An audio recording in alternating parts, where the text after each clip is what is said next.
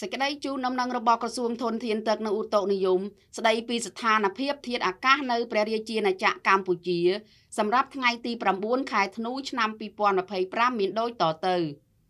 សម្ពាធទាបដែលកើតនៅសមុទ្រចិនខាងត្បូងមានឥទ្ធិពលខ្លាំងមកលើរបបខ្យល់មូសុងអេសានដែលបក់លើអាងទន្លេមេគង្គសមុទ្រកម្ពុជាសមុទ្រអានដាមែននិងលើព្រះរាជាណាចក្រកម្ពុជាស្ថានភាពបែបនេះនឹងធ្វើឲ្យចាប់ពីថ្ងៃទី9ដល់ថ្ងៃទី11ខែធ្នូឆ្នាំ2025មួយតំបន់វាលទំនាបសីតុណ្ហភាពមធ្យមបរិមា20អង្សាសេនិងសីតុណ្ហភាពមធ្យមបរិមា29អង្សាសេ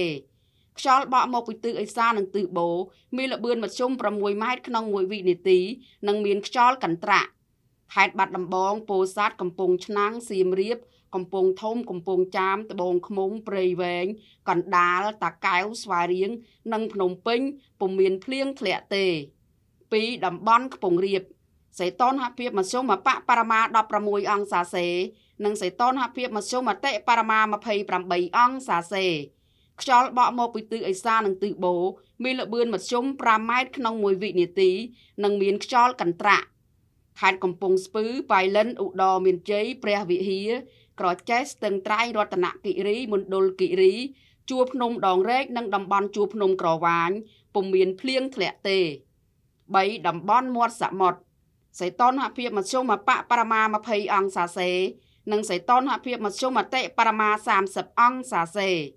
ខ្យល់បក់មកពីទិសឦសាននិងទិសអាគ្នេយ៍មានល្បឿនមធ្យម5ម៉ែត្រក្នុង1វិនាទីនិងមានខ្យល់កន្ត្រាក់